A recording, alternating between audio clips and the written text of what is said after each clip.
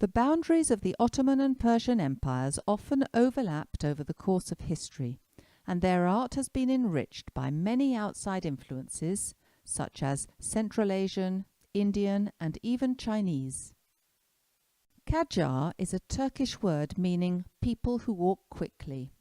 They were a Turkish-speaking minority with pastoral and nomadic lives based in northern Persia.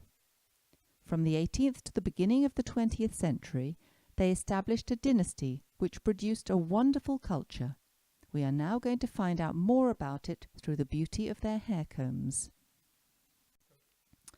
Indeed, when you look at these tiny accessories, so innocuous in appearance, with more care, you realize that there was a large and rich artistic background behind them. Let's open up Pandora's box to get at their secrets. As Islam spread through Central Asia and the Middle East, it's not at all surprising to find images of Islamic riders with turbans on hair combs. The art of the miniature appears on this Ottoman piece depicting an aristocratic game of polo. Note the qualities of the drawing with its elegant and precise lines and vivid colours. On this painting we see how standardized the painted figures are. Very small heads and thin legs on the horses, coloured costumes and a symbolic landscape. This other Ottoman comb depicts more polo players, but this time in a more stylized way. The comb itself is of camel bone, made of 4 or 5 panels stuck together to form a flat surface. This court scene shows guests sitting with a glass in their hand, chatting around a dish of fruit and jugs of wine. Notice their costumes embellished with Brandenburg trimmings. On this Ottoman painting, the figures are wearing identical costumes. Garments, ornaments, and where they are standing are the only way to differentiate them. This comb shows a scene symbolizing the pleasures of life. A smiling young woman, sitting beside 2 musicians, proffers a delicacy to the man.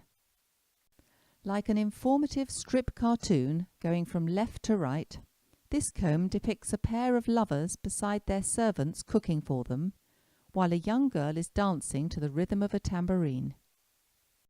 Musical instruments, jugs of wine and fruit are recurrent motifs because they evoke a heavenly life. These combs were probably worn by men. Calligraphy is a very important kind of decoration too, because writing is linked to the Holy Quran, which contains the sacred words of Allah. A Quranic verse, painted or carved, gives a talismanic quality to any object. So, such a comb had a protective power, and the owner received its benefits each time he combed his hair. The religious inscription, carved in the wood, is traditionally framed with rose-shaped flowers. For many Muslims, calligraphy is not only an art form, but also a meditative action and an act of devotion. Persian calligraphy can take various forms and styles, always very ornate and complex. Here, downstrokes and upstrokes develop elegant scrolls covering the surface of the comb. Persian calligraphy can take various forms and styles, always very ornate and complex. Here, downstrokes and upstrokes develop elegant scrolls covering the surface of the comb. To read the letters, the comb has to be held upside down, with the teeth uppermost. 2 faux cornelians surrounded with tiny turquoise dots are painted to enhance a religious inscription. They even cover over the lettering. It is moving to see how carefully this small accessory has been hand-painted. A nice pouch of brocade fabric protects the object. As men turned their attention to their own appearance, they brought bath accessories to the hammam to help them dress after the washing and cleansing rituals. Elaborate storage cases came with these combs, made of brocade as seen before, or made of wood marquetry. They attempted to celebrate the beauty of the world, which is a reflection of heaven. The central motif is called mahi. It is a diamond-shaped medallion elongated by pendants. This pattern can be seen on many carpets, especially those from the city of Tabriz. The traditional mosaic on these boxes also adorned many combs. The incrustation work is called katam kari, typically made in Shiraz and Isfahan. This geometric decoration has been appreciated since the Safavid period. The craftsman imagines a star-shaped design, then he assembles and glues together copper, gold or silver rods, sticks of different types of wood, and ivory or camel bone. Each stick has a delta-shaped cross-section in order to form a cohesive unit that matches the wanted design. The cylinder is then cut into thin slices, and the sections are then ready to be plated and glued onto the object to be decorated, box, comb or such like. Wood carving is another type of comb, also drawing on traditional methods. Two hinged X-shaped panels are cut out from a single piece of wood, then decorated with carved flowers and birds. This type of comb evokes the wooden and carved Quran stands used for teaching and praying. Similar stands can also be seen in Armenian churches. These traditional handicrafts cross the whole range of decorative Persian arts. Another example can be seen with this piece, painted with floral motifs outlined in a geometric pattern. The other side is carved with arabesques, lengthened by tiny leaves called islimi. Unfortunately, the colour enhancement of the engravings was not finished. One can only imagine the beauty of the comb if it had all been finalised with this particularly vivid blue. As seen before, the iconographic repertory not only develops the calligraphic and arabesque designs, but also extends to include fauna and flora. Birds of paradise are linked to spirituality.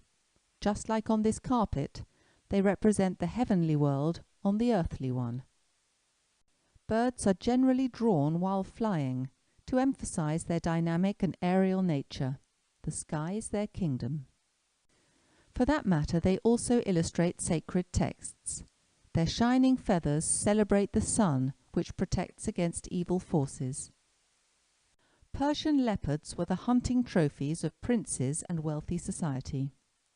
On this miniature, predators and prey depict the cycle of life down here.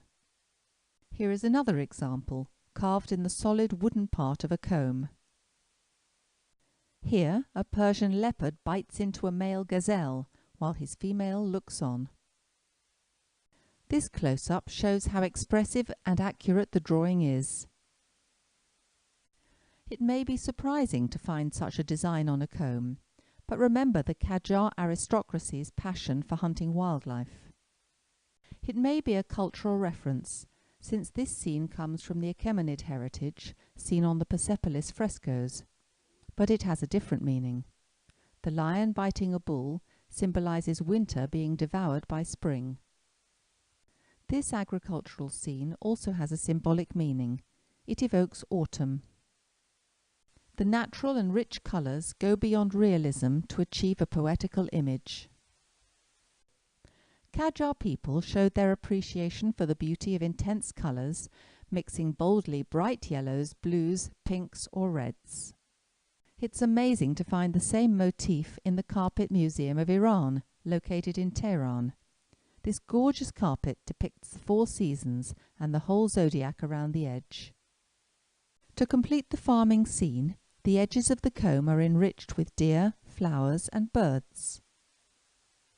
Nature, as we've already pointed out, was a constant inspiration for Persian artists. As in many cultures, gardens had wider connections to spirituality and mysticism. On the other side of the comb, this painting alludes to another traditional wine scene, very common on miniatures, especially during the Safavid period. What better comment than a few lines from Hafiz, the famous Persian poet, who said, "Friends, a bottle of wine, recreation, a corner among the flowers. I neither trade this joy for another world, present or future." As seen on the previous image, the costume for men consisted of a long coat called a sardari, which had a tucked waist and a puffed-out hem at the bottom. The coat was held closed with a peculiar stuffed belt. This wide range of combs shows the social context of the period. It's not unusual to see painted male-female pairs from this time. This one depicts the amorous approach. The two lovers are separated by a floral motif inside a lobed frame. The perspective comes from the different scale of each of the figures. On the other side of the comb, even though they are kept apart physically, they are connected through music. The young man is playing the flute, while the young girl is playing a more bashful role. A comb is a link between a couple. As per the tradition, the family gave the bride a comb to be used on the night of her wedding. She was supposed to use it only once, after which the comb was put on a shelf and never used again. This is an explicit scene. The moment of washing is an opportunity for carnal intimacy, but the representation of love was not necessarily a true image of the norms of society.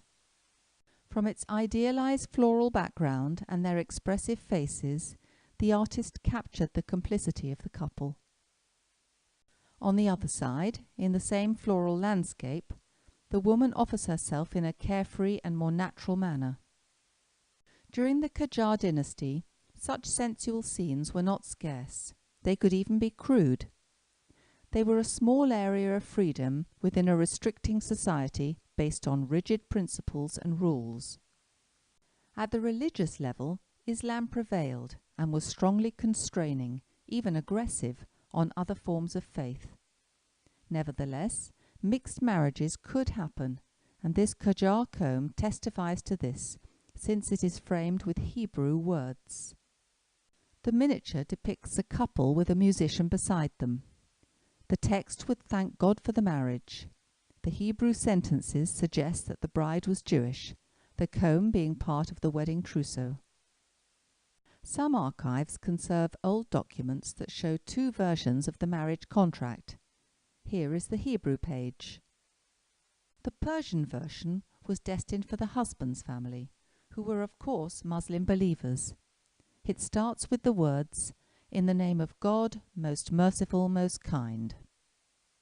This exhibition will end with an allegory of love.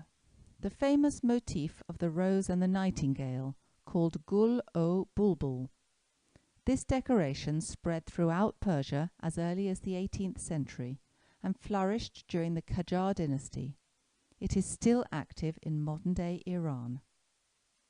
This delicate miniature is a good example of Persian refinement imbued with poetry in all its artistic production. Poetry is linked to the Iranian people's spirituality, where each daily gesture is sanctified. Thus, studying hair combs has allowed us to glimpse the wealth of the Iranian patrimony.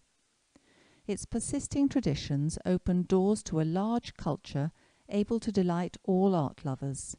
We have just lifted a small corner of the veil.